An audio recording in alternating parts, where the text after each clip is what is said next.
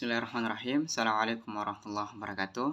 Perkenalkan, nama saya Muhammad Ma'ruf Syafruddin, NIM 11.1210, mahasiswa jurusan Hukum Ekonomi Syariah semester 6. Teman-teman sekalian, mohon izin Pak Suryadi selaku dosen mata kuliah Hak atas Kekayaan Intelektual. Pada segmen kali ini, sesuai dengan tugas yang diberikan, mengenai dengan mempresentasikan karya ataupun produk dari hak cipta itu sendiri.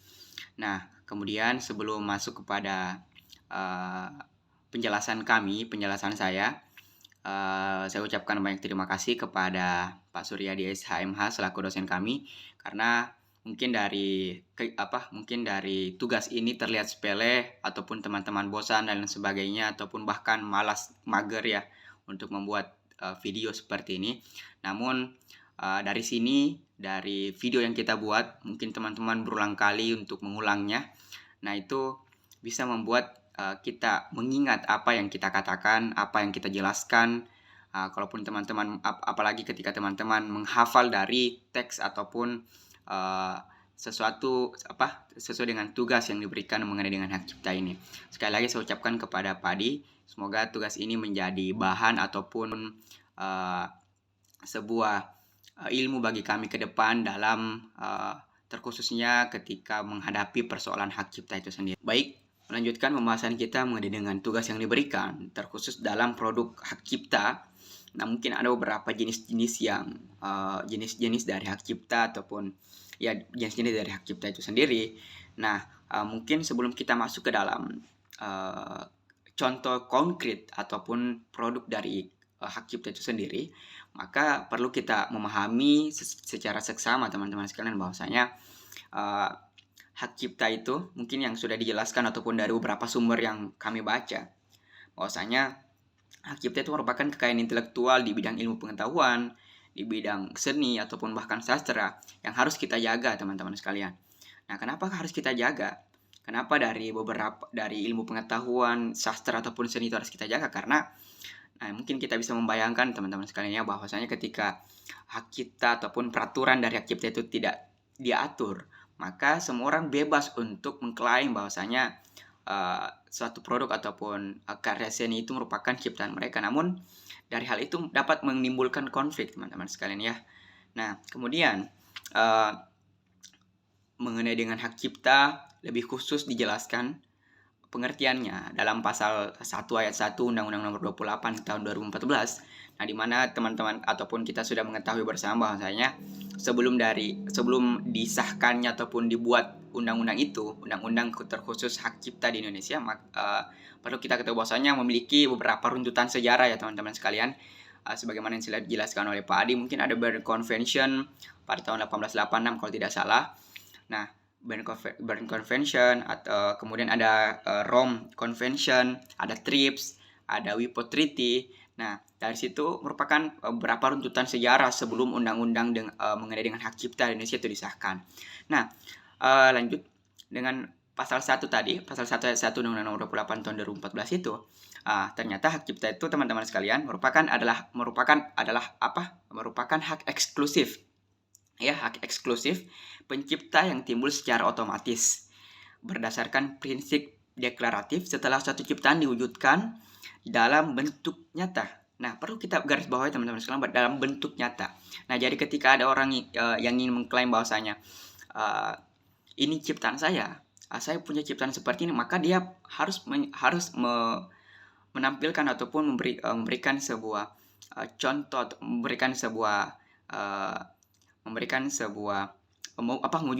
mewujudkan dalam bentuk nyata. Nah, ketika misalnya kita masuk kepada contoh. Nah, misal dalam program komputer. Nah, dalam program komputer itu kan ada Microsoft Office, kemudian ada Winamp dan lain sebagainya yang sekarang sudah berkembang. Nah, misal kita Winamp. Ketika Winamp si A mengklaim bahwa saya punya sebuah program komputer yang namanya Winamp. Winamp itu merupakan sebuah software untuk memutar lagu. Nah, dia harus mewujudkan secara nyata. Dia harus menampilkan ataupun memberikan kepada khalayak umum bahwasanya saya punya Winamp. Nah, ini dari hal tersebut, nah baru dikatakan baru dapat dilindungi dengan hak cipta itu sendiri. Nah, dan dia harus mendaftarkan. Nah, kemarin penjelasan Pak Adi bahwasanya ketika kita mempunyai sebuah ciptaan ataupun ya mau jadi sebuah produk ciptaan, baik itu dari seni, sastra ataupun bidang ilmu pengetahuan, namun kita tidak mendaftarkannya, maka kita tidak bisa menuntut apapun dari orang-orang ketika ada produk yang sama dengan orang-orang lain. Nah, makanya ketika teman-teman ataupun nanti teman-teman suatu saat mempunyai produk ataupun baik dari ilmu pengetahuan, baik dari seni ataupun sastra, dan itu bernilai ekonomi ya teman-teman sekalian. Nah, maka teman-teman daftarkan ke untuk mengenai dengan hak cipta itu sendiri. Nah, kemudian perlu kita garis bawahi teman-teman sekalian bahwasanya hak eksklusif. Nah, hak eksklusif itu terbagi dua lagi. Nah, hak eksklusif yang pertama itu ada juga hak moral. Nah, hak moral dan ada hak ekonomi. Hak moral, nah sebagaimana ini dijelaskan pada pasal 5 ayat 1 Undang-Undang Nomor 28 Tahun 2014 tentang hak cipta itu sendiri. Maka hak moral merupakan hak yang melekat secara pencipta untuk tetap mencantumkan atau tidak mencantumkan namanya pada salinan sehubungan dengan pemakaian ciptaannya untuk umum dan seterusnya. Mungkin ketika dia ingin mengubah hak moral itu si pencipta dia punya hak untuk mengubah, misal dari teman-teman punya lagu ya, misalnya Ebit G Ade atau siapa Iwan Fals ya membuat lagu.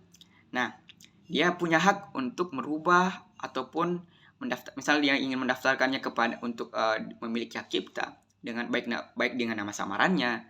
Nah, dia punya hak di situ, hak moral. Nah, kemudian yang kedua tadi hak ekonomi.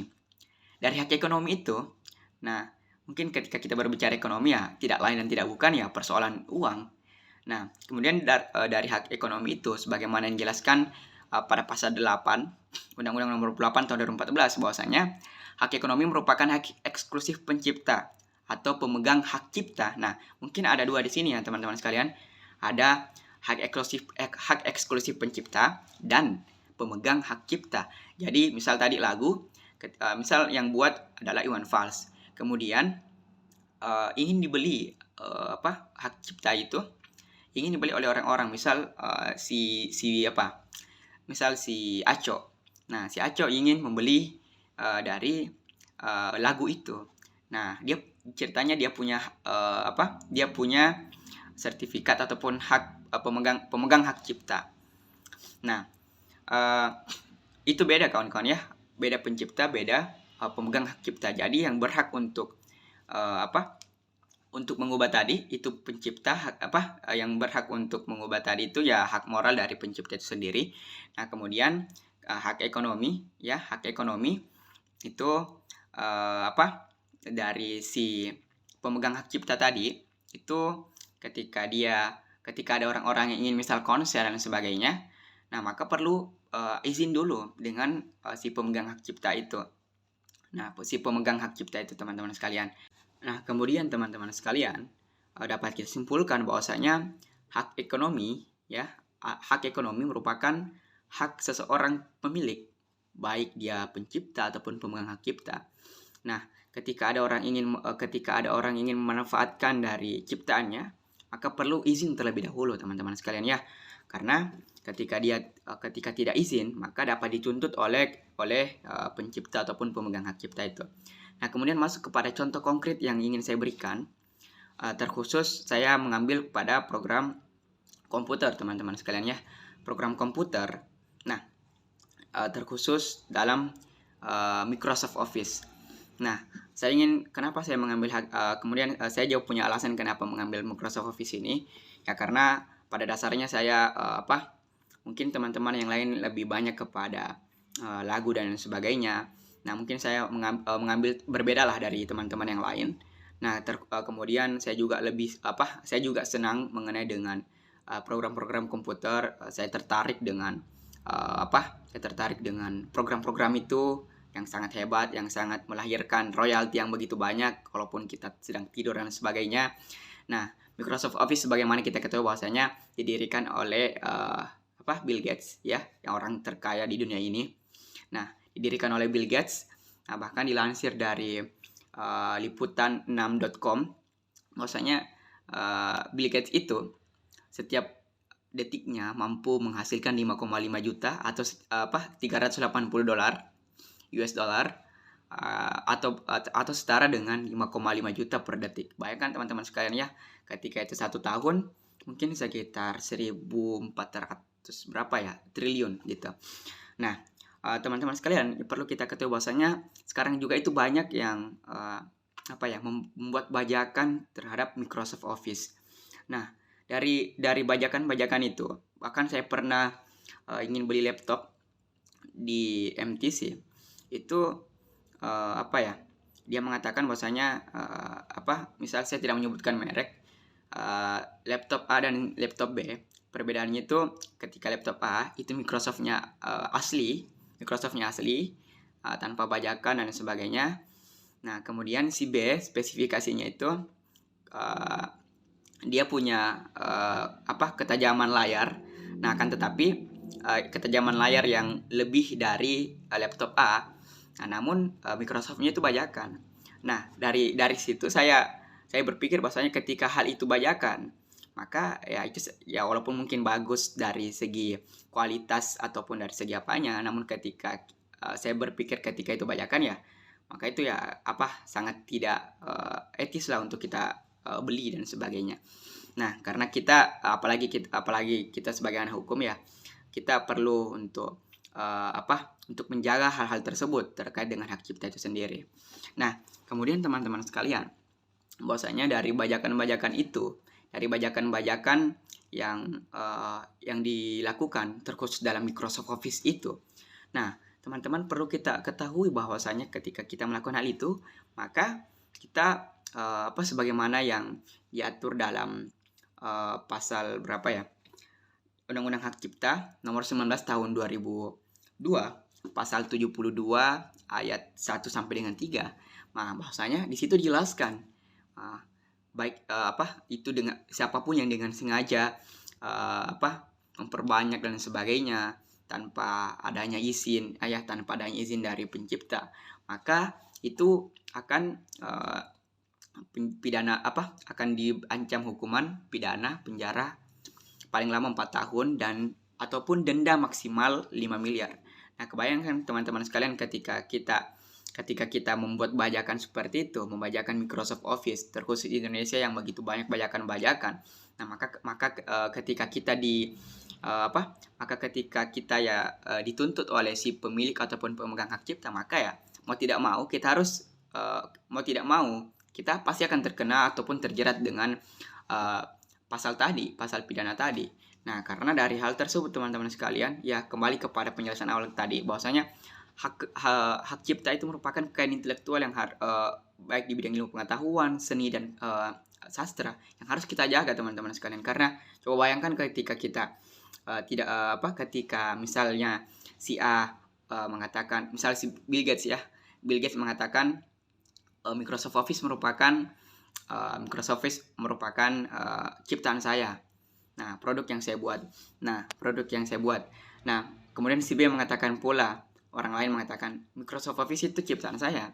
Nah, maka ketika hak cipta ataupun produk Microsoft Office ini tidak dilindungi dengan peraturan ataupun tidak memiliki lisensi dari peraturan itu ya, pemerintah, bahwa itu merupakan hak cipta dari Bill Gates, maka akan terjadi konflik antara Bill Gates dengan si B. Nah, oleh karena itu sangat perlu untuk kita jaga dari keaslian dari sebuah produk-produk itu. Nah, teman-teman sekalian, mungkin itu sedikit penjelasan saya. Ya, mohon izin Pak Suryadi SHMH yang saya ketahui tentang hak cipta itu sendiri, karena terus terang saya juga tertarik dengan hak cipta itu. Bahkan kemarin di mata kuliah hukum dagang, ketika Pak Ashar selaku kajur kami itu memberikan tugas untuk setiap mahasiswa wajib untuk mempresentasikan setiap makalah ataupun setiap judul makalah terserah. Nah, maka saya mengambil hak cipta karena saya tertarik dengan dunia hal tersebut. Karena begitu banyak sekarang ini orang yang mendapatkan royalti dari ciptaan-ciptaan yang sebenarnya bukan mereka yang membuatnya. Nah, sampai tadi yang ada bajakan Microsoft dan sebagainya, ataupun mungkin konser mungkin yang sudah dijelaskan oleh Pak Ali, ada yang konser dan sebagainya, namun setelah itu ternyata dia tidak meminta izin kepada pencipta ataupun pemegang hak ciptanya. Ya, dari hal tersebut perlu kita selaku mahasiswa hukum ekonomi syariah perlu kita perhatikan ya teman-teman sekalian. Bahkan saya juga berbicara seperti ini juga saya juga membaca tadi di salah satu skripsi ya yang diterbitkan ataupun dibuat oleh mahasiswa UIN Araniri Banda Aceh di jurusan hukum ekonomi syariah juga. Dia juga membuat sebuah skripsi yang mengenai dengan Microsoft Office itu. Banyak yang membajak dan sebagainya. Nah, oleh karena itu saya Muhammad Umar Syafruddin sangat berterima kasih kepada Pak Adi karena dari tugas ini setidaknya kami mampu terpantik untuk mengingat bahwasanya hak cipta itu sangat penting dan sebagainya, karena jangan sampai ketika kedepannya kita sebagai mahasiswa hukum ekonomi syariah diperhadapkan dengan persoalan hak cipta ini, nah lantas kita tidak mampu merespon dengan baik, maka ya perlu dipertanyakan bahwa kita sebagai keabsahan kita sebagai mahasiswa hukum ekonomi syariah. Saya pikir itulah sedikit penjelasan dari saya. Billahi taufiq wal hidayah. Billahi fisabilil haq. Assalamualaikum warahmatullahi wabarakatuh.